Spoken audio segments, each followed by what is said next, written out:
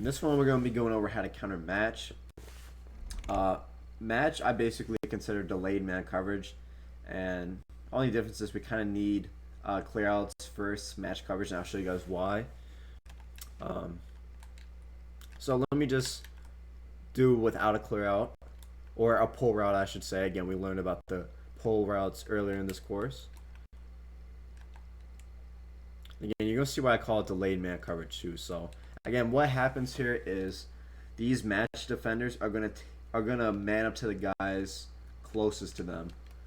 So basically, this outside match defender saw, okay, this guy manned up to this guy again.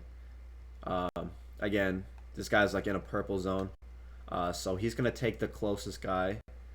His closest responsibility is this receiver, so he matches onto him. And then this outside match defender says, okay, that guy, that slack guy, he has a smoke screen. So again, this outside defender is going to match up to the next closest receiver to him, who has no one on him. So again, what we need to do is we got to run off these matching zones, and we do that by again utilizing those pull routes. So again, we could do a play like this.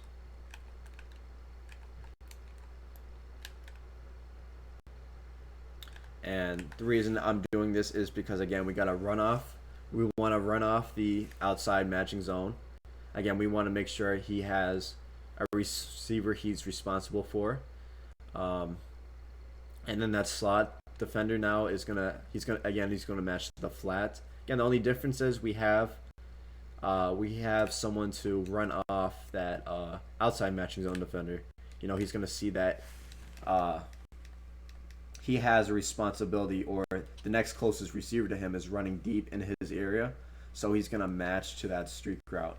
Whereas before,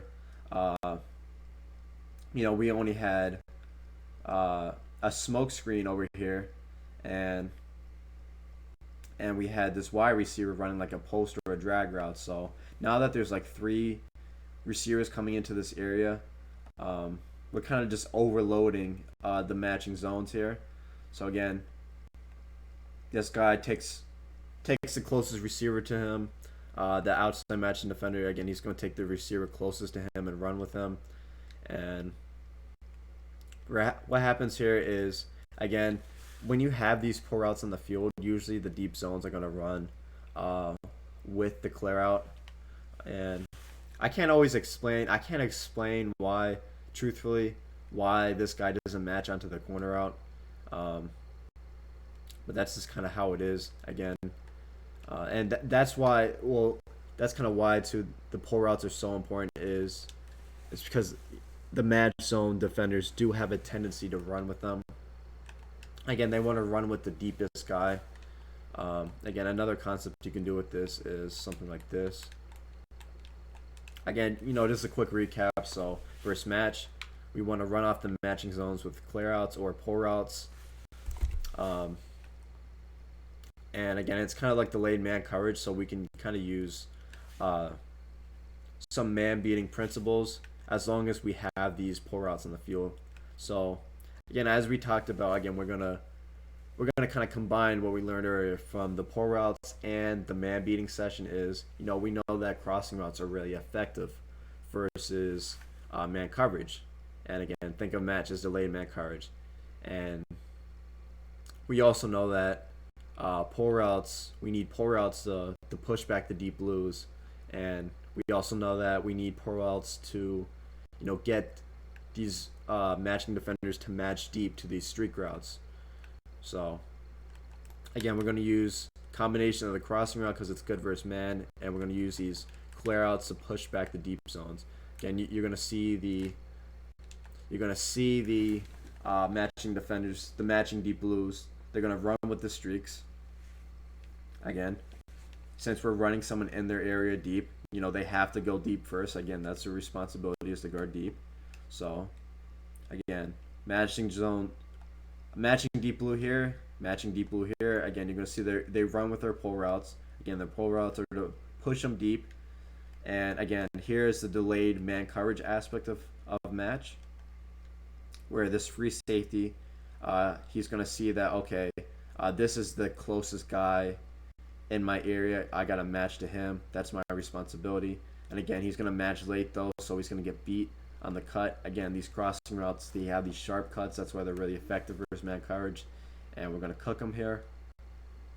Also, routes like in routes are really good versus man coverages, especially if it's backed off man coverage or man coverage that's not pressed. So he's not, this matching zone defender is not going to fully press him. Again, he's really trying to stay back a little bit. He's still in man coverage. He's going to match a little late. So Adams on the in route is going to have the advantage.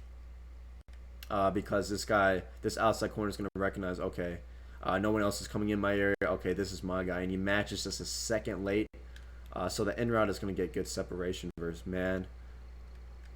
So again, we're going to have like two options here. We're going to have the crossing route that's going to beat delayed man, and we're going to have the in route that's going to beat delayed man coverage.